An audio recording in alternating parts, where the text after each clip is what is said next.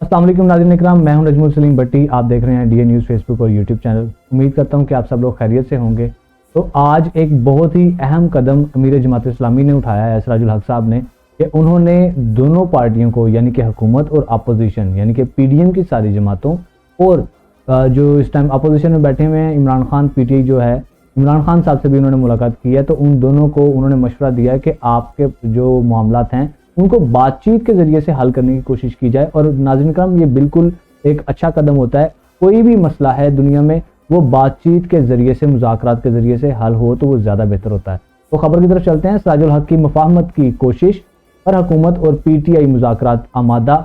जो अमीर जमात इस्लामी सिराजुल हक की हुकूमत और अपोजिशन जमात तहरीक इंसाफ के साथ होने वाली मुलाकात में दोनों फरीकैन ने मुज़ाकरात पर आमादगी ज़ाहिर की, जो कि एक बड़ी अच्छी चीज़ है।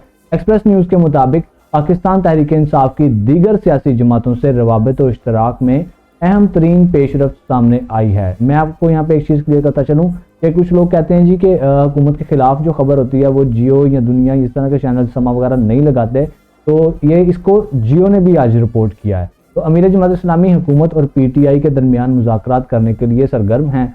इससे पहले वज़ीर आज़म शहबाज शरीफ से मुलाकात की और आज इमरान खान से मुलाकात करके इन्हें हुकूमत से मुज़ाकरात की तजवीज़ दी। वज़ीर आज़म शहबाज शरीफ ने वाज़ेह किया कि इमरान खान से मुज़ाकरात आइन के दायरे में रहते हुए किए जाएंगे, जबकि इमरान खान साहब ने भी मुज़ाकरात की पेशकश पर मस्बत जवाब दिया। जमात इस्लामी के अमीर ने कहा कि मुल्क में इलेक्शन एक ही वक्त पर मौजू हैं, सियासी सूरत हाल को सियासी तरीके से ही मिलकर हल करना होगा, क्योंकि पाकिस्तान किसी गैर यकीनी सूरत हाल का मुतहम्मिल नहीं हो सकता। जमात इस्लामी के अमीर सिराजुल हक आज पीटीआई चेयरमैन इमरान खान से मिलने सलमान पार्क लाहौर पहुंचे। इनके साथ नायब अमीर जमात लियाकत बलोच और मरकजी सेक्रेटरी जनरल अमीरुल अजीम भी मौजूद थे। वज़ीर आज़म से सिराजुल हक की मुलाकात, सियासी सूरत हाल पर तबादला ख्याल। मुलाकात में पीटीआई की जानिब से मरकजी नायब सदर सेनेटर एजाज अहमद चौधरी, चेयरमैन के chief of staff senator Shibli Faraz और मावन सियासी अमूर हाफिज फरहत अब्बास भी मौजूद थे। वफद ने चेयरमैन तहरीक इंसाफ इमरान खान से खसूसी तफसीली मुलाकात की। इस अहम तरीन मुलाकात में मुल्क की सियासी सूरत हाल और बाहमी दिलचस्पी के अमूर पर तफसीली तबादला ख्याल किया गया। अमीर जमात इस्लामी की जानिब से इंतखाबात के इनेकाद के लिए वसी इत्तफाक राय के लिए कमेटी की तश्कील की तजवीज़ दी गई। इस तजवीज़ का खैर मकदम करते हुए चेयरमैन तहरीक इंसाफ इमरान खान ने कहा कि तहरीक इंसाफ आइन के दायरा व हदूद के अंदर बातचीत के लिए तैयार है। तो नाज़रीन इकराम, मैं आपको बताता चलूँ कि मई 2022 में इमरान खान साहब ने पहली दफ़ा हुकूमत से जाने के बाद में ऐलान किया था कि हाँ ठीक है, हम मुज़ाकरात के लिए तैयार हैं। हुकूमत संजीदा तरीके से अगर मुज़ाकरात करती है तो हम बिल्कुल उसके साथ में कदम से कदम मिलाएंगे। तो दूसरी बात यह कि ये मुज़ाकरात क्यों होने जा रहे हैं, अब इस चीज़ का पीडीएम की सारी जमातों को पता है कि अगर ये अभी इलेक्शन हो जाता है, जैसे कि सुप्रीम कोर्ट ने ऑर्डर भी जारी किए हैं, इस इलेक्शन के बाद में क्या होगा। इस इलेक्शन के बाद में ज़्यादातर अभी जो सर्वेज सामने आ रहे हैं और इलेक्शन कमीशन की भी रिपोर्टें सामने आ रही हैं और जो कि आउटसोर्स सर्वेज करवाए गए हैं, उनसे भी ये पता चल रहा है कि इमरान खान को पसंद करने वाले लोगों की तादाद ज़्यादा है, वो ज़्यादा सीटें जीतेंगे। तो इसमें क्या होगा कि जिसकी अक्सरियत ज़्यादा होती है नेशनल असम्बली के अंदर, काबीना में, सेनेट में, तो वो अपनी बात ज़्यादा अच्छे तरीके से मनवा सकता है। अच्छा, अभी उन्होंने बातें क्या मनवानी है? सबसे पहले इमरान खान साहब का एक ही मौक़िफ़ है कि मैं एनआरओ नहीं दूंगा। जब वो हुकूमत में थे तब भी ये बोलते थे, अभी भी वो यही बोल रहे हैं कि जब मैं अगर दोबारा हुकूमत में आता हूँ तो मैं एनआरओ नहीं दूंगा। अच्छा, एनआरओ क्यों नहीं देंगे? वो कहते हैं कि मैं बाकी सारी चीज़ें तो माफ़ कर सकता हूँ, लेकिन जो मुल्क और कौम का पैसा लूट के बाहर लेके जाया गया है, मैं उसको कभी नहीं माफ़ करूँगा। तो यहाँ पे क्या होगा, नैब के अंदर जो केसेस थे जिसकी वजह से हमजा शहबाज शरीफ जो है वो मुल्क से फरार हैं, और शहबाज शरीफ के ऊपर भी ये केस था, इन्होंने नैब के अंदर अमेंडमेंट की। बाद में एफआईए के अंदर भी जो केस था उसके अंदर से भी जो है ना ये अपना चाह रहे हैं कि उसको केस को ख़त्म कर दिया जाए, कानून तब्दील करके, तो सुकून से बैठे हुए हैं। इसहाक़ साहब जो कि खुद कोर्ट में खड़े होकर जज साहब को ये बयान दे चुके हैं कि मैं बज़ाते खुद शरीफ ख़ानदान के लिए मनी लॉन्ड्रिंग करता रहा हूँ। तो इससे बड़ी चीज़ें तो और सामने नहीं आ सकती। एक बंदा खुद इतराफ़ जुर्म कर रहा है और इस टाइम पे जनाब वो वजारत में भी हैं, तो सारा कुछ चल रहा है। तो ये सारी वो चीज़ें हैं जिससे डरते हुए पीडीएम इंतखाबात को आगे लेके जाने की कोशिश कर रही है, और इस कोशिश में वो अकेले ये कोशिश करते रहे तो कुछ फ़ायदा नहीं है। जब तक उनके पास साथ इस्टेब्लिशमेंट नहीं है उनकी सारी कोशिशें बेकार हैं। अब इस्टेब्लिशमेंट क्या कर रही है, इस्टेब्लिशमेंट ने थोड़ा सा हाथ खींच लिया। वो जो लोग बैठ के बंद कमरों में पाकिस्तान का मुकद्दर के फैसले करते हैं, तो उन्होंने हाथ इसलिए खींच लिया कि वो बदनाम हो चुके। पिछला पूरा 1 साल जिस तरह से अवाम ने खुल के इजहार नफरत जो है ना किया है इस इस्टेब्लिशमेंट के खिलाफ, तो उसमें आके तो वो कहते हैं कि हम मजीद गंदे नहीं होना चाहते, बल्कि वो उनका अपना भी ये ख्याल नहीं था।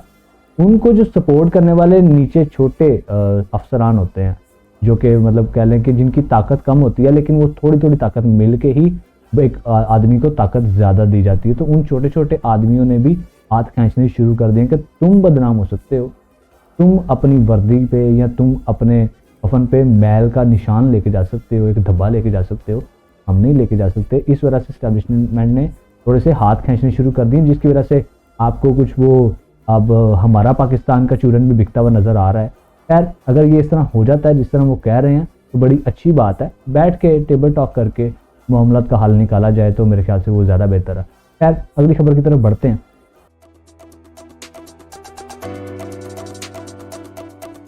नाज़रीन इकराम, दूसरी जो सबसे बड़ी अहम खबर है आज की, वो ये है कि आज वकला बरादरी ने मिलकर एक गोल मेज़ कॉन्फ्रेंस का इनेकाद किया लाहौर में।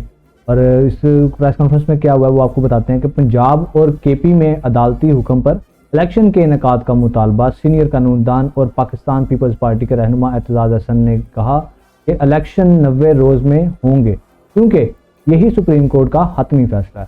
वकला की गोल मेज़ कॉन्फ्रेंस से खिताब करते हुए एतजाज़ हसन ने कहा कि तमाम इदारों को सुप्रीम कोर्ट के हतमी फैसले पर अमल दरामद करना होगा, क्योंकि तमाम इदारे इस हुक्मनामे के पाबंद हैं।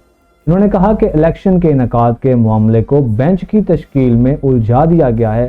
पाकिस्तान पीपल्स पार्टी के रहनुमा और सीनियर कानूनदान लतीफ़ खोसा ने वाज़ेह किया कि आइन की बालादस्ती और अदलिया की आज़ादी के लिए सब मुतहिद हैं। मौजूदा पाकिस्तान कायद-ए-आज़म का पाकिस्तान नहीं हो सकता।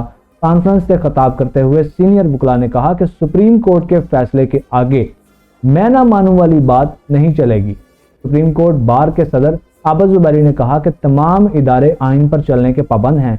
आइन कहता है 90 दिन में इलेक्शन होने हैं, तो बस ये होने हैं। सीनियर कानूनदान हामिद खान ने कॉन्फ्रेंस से खिताब करते हुए कहा कि आइन में कहीं दर्ज नहीं कि पूरे मुल्क में इलेक्शन एक साथ होने लाजमी है। गोल मेज कॉन्फ्रेंस के इख्तिताम पर जारी मुश्तरका एलामिया में वकला ने पंजाब और खैबर पख्तूनख्वा में अदालती हुक्म की रोशनी में इलेक्शन के इनेकाद का मुतालबा भी किया। दस्तूर मुमलिकत के तकदीस और अदलिया की आज़ादी के नाम से मुनक्किदा गोल मेज कॉन्फ्रेंस में मरूफ आइनी और कानूनी माहिरीन शरीक हुए। सिविल सोसाइटी और सियासी जमातों के मंदुबीन और नामवर सहाफ़ियों को भी गोल मेज कॉन्फ्रेंस में मदऊ किया गया। इस कॉन्फ्रेंस की क़यादत में लतीफ़ खोसा साहब कर रहे थे, जबकि मेज़बानी के फ़राइज़ जो हैं वो एतजाज़ हसन साहब जो है वो और तारिक रहीम ने अंजाम दिए। अच्छा, मैं आपको एक मज़ेदार यहाँ पे बात बताता चलूँ कि जैसे एतजाज़ हसन साहब, लतीफ़ खोसा साहब, ये दोनों बड़े मतलब के बहुत बड़े पिलर हैं पाकिस्तान पीपल्स पार्टी के। इन लोगों ने इंसान होने के नाते, पाकिस्तान का शहरी होने के नाते और वकील होने के नाते ये सोचा कि सबसे पहले अवाम का फ़ायदा, इस मुल्क का फ़ायदा और कानून की बालादस्ती किस चीज़ में है। वो अदलिया के ख़िलाफ़ जाने में नहीं है। वो ये नहीं है कि नहीं जी हम तो सुप्रीम कोर्ट का फ़ैसला नहीं मानते, ये नहीं करने देंगे, वो नहीं करने देंगे, इस बेंच को नहीं मानते, उस बेंच को नहीं मानते। वो इसी में है कि जो अदालत की तरफ से फ़ैसला आया, आप पहले उसके ऊपर अमल दरामद करें, फिर बाद में दूसरी बात की जाएगी। और ये तो आइन में लिखा हुआ है कि 90 दिन के अंदर इलेक्शन होने चाहिए। जहाँ पर भी असम्बली तहलील होती हैं, तो मैं समझता हूँ कि अपने ज़ाती मफाद, अपनी पार्टी के मफाद की जंग नहीं करनी चाहिए। आपको पहले ये देखना चाहिए कि हम लोगों को किसने चूज़ किया, अवाम ने। अच्छा, अवाम ने क्यों चूज़ किया जी? कि आप अवाम के लिए जो जगह जो दी हुई है, जैसे कि हमारा मुल्क पाकिस्तान है, तो वहाँ पे एक कानून नाफिज किया गया जिसमें मेरे, आपके और बाकी तमाम अवाम के हकूक बराबर के हों, जिसमें आपको मुझसे कोई तंगी ना हो, मुझे आपसे कोई तंगी ना हो। तो वो क्या हुआ, एक कानून। तो जब कानून बन जाता है तो फिर कानून के ऊपर अमल दरामद करना लाजमी होता है। मैं ज़्यादा आसान लफ्ज़ों में आपको बताने की कोशिश कर रहा हूँ ताकि मेरे वो भाई जिनको इन चीज़ों का अपनी इतनी डिटेल में नहीं पता, तो उनको भी इस चीज़ का अंदाज़ा हो। खैर, आज की इस वीडियो में इतना ही। अपना बहुत सारा ख्याल रखिएगा। अल्लाह हाफिज़।